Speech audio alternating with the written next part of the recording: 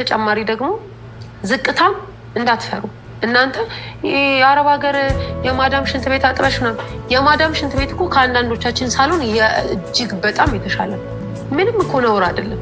ማጠብ ሽንት ቤት ነውር አይደለም። እኔ በጣም የሚገርመኝን አባባል ልንገራችሁ። እኔ ምህረት ሽንት ቤት ስጸዳዳ 10 ብር ቢገባብኝ እጄን ለ10 ብር አልከተም። አይፎን ቢገባብኝ ግን እከታ ላስመጥጥ እችላለሁ። እንደዛ ቫልዩ ስጡ። ለምንድን ነው ዋጋ የከፈላችሁ ያላችሁ? ለተራ ነገር ነው?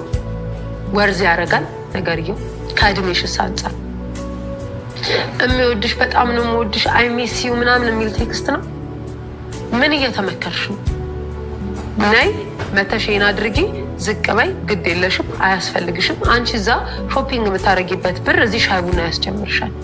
ከዛስ ትላንት ሽንት ቤት የቻልሽ የማዳምን ግልምጫ የቻልሽ አንድ ቤት ታፍነሽ መቀመጥ የቻልሽ የሰዎችን ንግግር የቻልሽ እያለ መብላት የተከለከልሽ ፍሪጅ የተቆለፈብሽ ምናልባት ደግሞ ስትበይ በመብላትሽ ሲገላምጡሽ ሳትበይ ጨጓራሽን የታመምሽ አንቺ ሴት በነፃነት ብስኩት በሻይ እየበላሽ መስራት አይከብድሽ። በፍጹም ነው የማይከብድሽ። ለራስሽ ንገሪው፣ መቻልሽን ንገሪው፣ አቅምሽን ንገሪው፣ ብቻሽን መወሰን እንደምትችይ ንገሪ። ጊዜው እንደሆነ ግን እወቂ። ይህንን ለማድረግ የመጨረሻውም የመጀመሪያውም ነገር ጊዜ ነው ወይ? እዚህ ከዚያ ሀገር ለመሄድ ጊዜ አስቀምጠሻል። ለመምጣት ጊዜው ነው ወይ? የ12 የ14 ዓመት ልጅ አይሄድም አይደለ? ማለት አንቺ 30 40 ዓመትሽ ካለፈ በኋላ መምጣት ልክ እንዳልሆነ እያወቅሽ ስህተት አትስሪ። ነይ ስትመጪ ቅድም ያልኩሽን ነገሮች እንዳለ ማዘጋጀትሽን እንዳትረሽ። ወደ ሀገርሽ ስትመጪ ምን ማድረግ እንዳለብሽ፣ ከሰው ምንም መጠበቅ እንደሌለብሽ፣ ለምን አበባ ይዘው አልመጡም፣ ለምን ሀጋ አላረጉም፣ ለምን ፍቅር አልሰጡም፣ በእያንዳንዱ ነገር ምንም ከማንም አትጠብቂ። ስለሰጠሻቸው አይወዱሽም። ይሄ የኔ መርህ ነው። ሰው በሰጠሽው ቁጥር መስጠትሽ የተቋረጠ ቀን መስጠት ያቆመች ወይ ደግሞ የሚሰጣትን ነገር የተከለከለች ሴት አትፈልግም። አንቺ ከአንቺ በላይ የአንቺ መስጠት ነው የሚያስፈልገው። እኔ በጣም የሚገርመኝን ነገር ልንገራችሁ እስቲ እዩ። አህያ ማለት ሁልጊዜ ወደ አይምሮዬ ስለምትመጣ ቀንድ የላትም አይደል? ጉልበት ግን አለ። በጣም ነው የምንገለገልባት። ግንስ ለምንድን ነው ታዲያ በሬን ማንገለገለው? ለምንድን ነው ማንጋልበው? ለምንስ ነው ማናስለፋው? ቀንድ ስላላት፣ አቅም ስለሌላት አይደለም። የሆነ ባውንደሪዋን ስታልፉ ወተቷን እንኳን ለመውሰድ በጣም በብዙ ተሻሸት በብዙ ፍቅር ምናምን ነው የምትሰጥ። ዝም ብላ አትሰጥ። አህያ ግን ሰታም ምስጋናም አታም። ስለዚህ በህይወታችን ውስጥ የውሳኔ ሰው መሆን አለብን። ቀንድ ሊኖረን ይገባል። ቀንድ ያስፈልገናል። የሆነ ነገር ላይ ልንዋጋ ይገባል። መከልከልን ካወቅን መከልከል መቻል አለብን። ማንን ነው የምንከለክለው? የት ነው የምንከለክለው?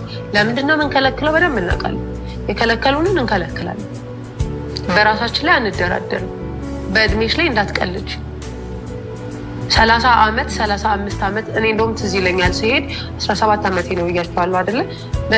ይሄ ዲፖ የሚባለው አሁን በጣም ብዙ ጊዜ ሁሉንም ነገር ሳወራ የሚደነግጡ ሰዎች ይኖራሉ። እኔ ግን እናንተን ከጠቀመ ከማውራት ወደኋላ ዲፖ ጄል ያስደርገው ነበር የ3 ወር። በጣም አሁን ሳስበው ለካ እዛ ሄጄ ስለሚደርስብኝ ጥቃት ሳይሆን የሚያሳስበው ኤጀንሲውም ቀጣሪም እኔ ያንን ነገር ሉዝ አድርጌ የነሱን የላኩትን ቪዛና ያወጡትን ለኤጀንሲ ገንዘብ ላለማጣት፣ ኤጀንሲውም ደግሞ ከ3 ወር ቀደም ብሎ የሆነ ነገር ሀፕን ቢያደርግ ወደ ሀገር ቤት ከተመለስኩ በእኔ ቦታ በነፃ ሰው ስለሚቀይር ያንን ላለማድረግ ነው። ስለዚህ ሜንታሊ፣ ኢሞሽናሊ፣ ፊዚካሊ አቢዩዝ እንደረጋለን። እግዚአብሔር ጠበቀኝ። ለምሳሌ ፓድ ታስቀምጥልኛለች ሴትዮዋ፣ እኔ መጠቀም አልችልም። ለምን? በትክክል የወር አበባዊ መምጣት ስለቆመ። ለምን እንደቆመ እንኳን አላውቅም። አስወግተውኝ በነበረው ዲፖ እንደሆነ ያወቁት ሀገር ቤት ስመለስ ነው። አላዩ ላይ አውርቻለሁ። ያልሰማችሁ እየደገሙ ነው። ሌሎችስ የ3 ዓመት የ5 ዓመት አስቀብረው የላኩ። ከዛስ ጨርሰን መጥ እግዚአብሔር ጠበቀን እንበል። መደፈርም አያጋጥሙሽ፣ አቢዩዝም ሳትደረጊ ሜንታሊሽም ሰላማዊ ሆኖ መጣሽ ነው። ከዛ በኋላ ነገ ትዳር ስትጀምሪ በቀላሉ እንዳትወልጂ ትሆኛለሽ። ምናልባት ኢትዮጵያ ውስጥ በ29 በ30 ዓመቷ ያገባች ሴት ባገባች በአንደኛው ዓመት ልጅ ወልዳ አንቺ በ27 26 ላይ ማግበተሽ እስከ 30 ቢልልሽ ይችላል። ድካሙስ?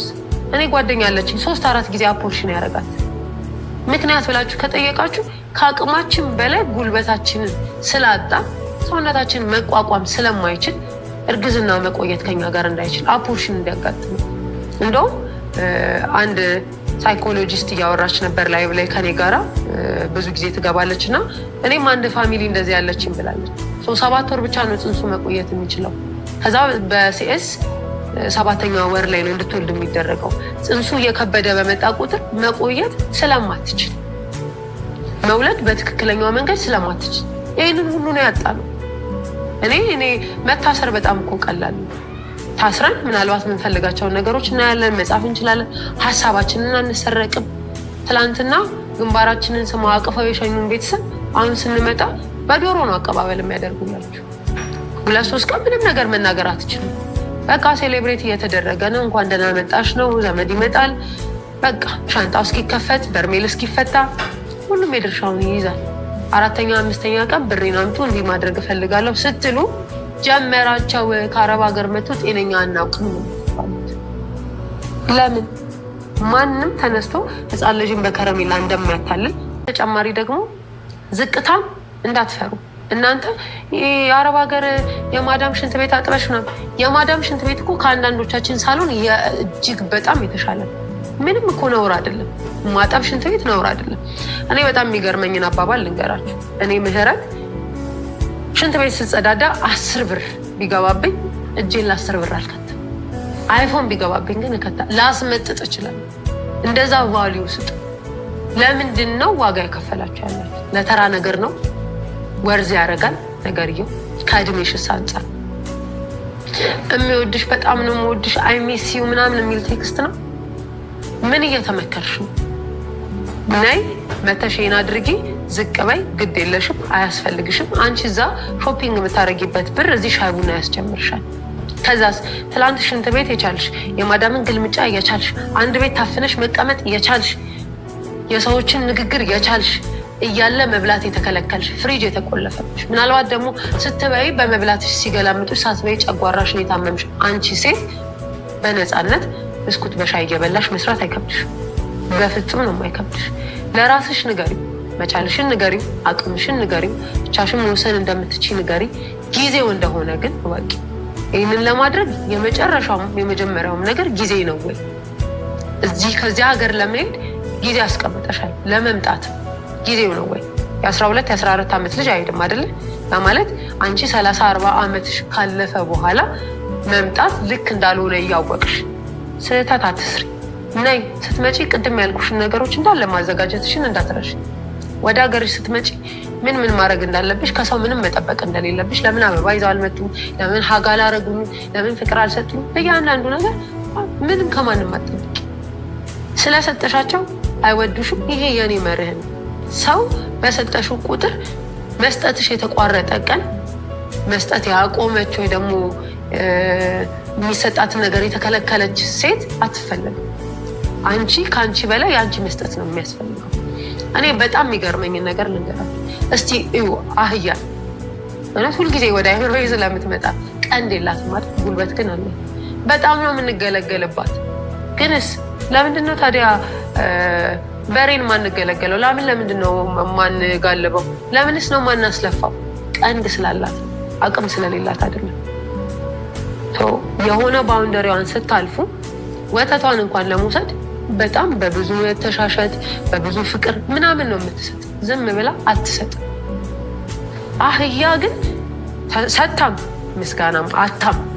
ስለዚህ በህይወታችን ውስጥ የውሳኔ ሰው መሆን አለብን። ቀንድ ሊኖረን ይገባል። ቀንድ ያስፈልገናል። የሆነ ነገር ላይ ልንዋጋ ይገባል። መከልከልን ካወቅን መከልከል መቻል አለብን። ማንን ነው የምንከለክለው? የት ነው የምንከለክለው? ለምንድን ነው የምንከለክለው? በደንብ እናውቃለን። የከለከሉንን እንከለክላለን። በራሳችን ላይ አንደራደርም። በእድሜሽ ላይ እንዳትቀልጅ። 30 ዓመት 35 ዓመት እኔ እንደውም ትዝ ይለኛል ሲሄድ 17 ዓመቴ ነው ብያቸዋለሁ አይደለ? ይሄ ዲፖ የሚባለው አሁን በጣም ብዙ ጊዜ ሁሉንም ነገር ሳወራ የሚደነግጡ ሰዎች ይኖራሉ። እኔ ግን እናንተን ከጠቀመ ከማውራት ወደኋላ አለ። ዲፖ ጄል ያስደርገው ነበር የ3 ወር። በጣም አሁን ሳስበው ለካ እዛ ሄጄ ስለሚደርስብኝ ጥቃት ሳይሆን የሚያሳስበው ኤጀንሲውም ቀጣሪም እኔ ያንን ነገር ሉዝ አድርጌ የነሱን የላኩትን ቪዛና ያወጡትን ለኤጀንሲ ገንዘብ ላለማጣት ኤጀንሲውም ደግሞ ከ3 ወር ቀደም ብሎ የሆነ ነገር ሀፕን ቢያደርግ ወደ ሀገር ቤት ከተመለስኩ በእኔ ቦታ በነፃ ሰው ስለሚቀይር ያንን ላለማድረግ ነው። ስለዚህ ሜንታሊ፣ ኢሞሽናሊ፣ ፊዚካሊ አቢዩዝ እንደረጋለን። እግዚአብሔር ጠበቀኝ። ለምሳሌ ፓድ ታስቀምጥልኛለች ሴትዮዋ፣ እኔ መጠቀም አልችልም። ለምን? በትክክል የወር አበባዊ መምጣት ስለቆመ። ለምን እንደቆመ እንኳን አላውቅም። አስወግተኝ በነበረው ዲፖ እንደሆነ ያወቁት ሀገር ቤት ስመለስ ነው። አላዩ ላይ አውርቻለሁ። ያልሰማችሁ እየደገሙ ነው። ሌሎችስ የ3 ዓመት የ5 ዓመት አስቀብረው ይላሉ። ከዛስ ጨርሰን መጣ። እግዚአብሔር ጠበቀን እንበል። መደፈርም አያጋጥሙሽ፣ አቢዩዝም ሳትደረጊ ሜንታሊሽም ሰላማዊ ሆኖ መጣሽ ነው። ከዛ በኋላ ነገ ትዳር ስትጀምሪ በቀላሉ እንዳትወልጂ ትሆኛለሽ። ምናልባት ኢትዮጵያ ውስጥ በ29 በ30 ዓመቷ ያገባች ሴት ባገባች በአንደኛው ዓመት ልጅ ወልዳ አንቺ በ27 26 ላይ ማግበተሽ እስከ 30 ቢልልሽ ይችላል። ድካሙስ? እኔ ጓደኛ አለችኝ 3-4 ጊዜ አፖርሽን ያደርጋት።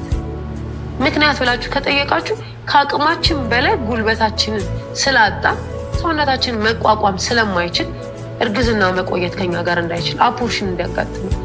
እንደውም አንድ ሳይኮሎጂስት እያወራች ነበር ላይቭ ላይ ከኔ ጋራ ብዙ ጊዜ ትገባለች እና እኔም አንድ ፋሚሊ እንደዚህ ያለችኝ ብላለች። 7 ወር ብቻ ነው ጽንሱ መቆየት የሚችለው። ከዛ በሲኤስ 7ኛው ወር ላይ ነው እንድትወልድ የሚደረገው። ጽንሱ እየከበደ በመጣ ቁጥር መቆየት ስለማትችል፣ መውለድ በትክክለኛው መንገድ ስለማትችል ይህንን ሁሉ ነው ያጣነው። እኔ መታሰር በጣም እኮ ቀላል ነው። ታስረን ምናልባት የምንፈልጋቸውን ነገሮች እናያለን፣ መጻፍ እንችላለን፣ ሀሳባችንን አንሰረቅም። ትላንትና ግንባራችንን ስማ አቅፈው የሸኙን ቤተሰብ አሁን ስንመጣ በዶሮ ነው አቀባበል የሚያደርጉላችሁ። 2-3 ቀን ምንም ነገር መናገር አትችልም። በቃ ሴሌብሬት እየተደረገ ነው። እንኳን ደህና መጣሽ ነው። ዘመድ ይመጣል። በቃ ሻንጣው እስኪከፈት በርሜል እስኪፈታ ሁሉም የድርሻውን ይይዛል። 4ኛ 5ኛ ቀን ብሬን አምጡ እንዲህ ማድረግ እፈልጋለሁ ስትሉ ጀመራቸው። ከአረብ ሀገር መጥቶ ጤነኛ አናውቅም። ለምን? ማንም ተነስቶ ህፃን ልጅን በከረሜላ እንደማያታልል